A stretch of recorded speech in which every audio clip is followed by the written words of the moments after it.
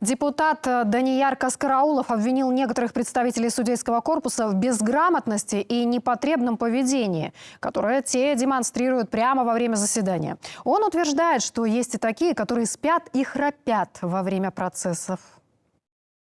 В своей юридической практике я столкнулся с тем, что судьи засыпали и храпели во время судебных заседаний. Было даже такое, что допустили 74 ошибки на 1,5-страничном постановлении.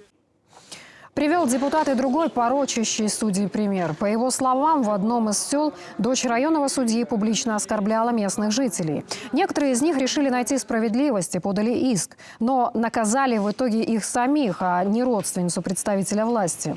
В итоге людям пришлось выплачивать большие штрафы. Такое поведение отдельных судей и их родственников дискредитирует всю ветвь власти в глазах населения, так считает депутат.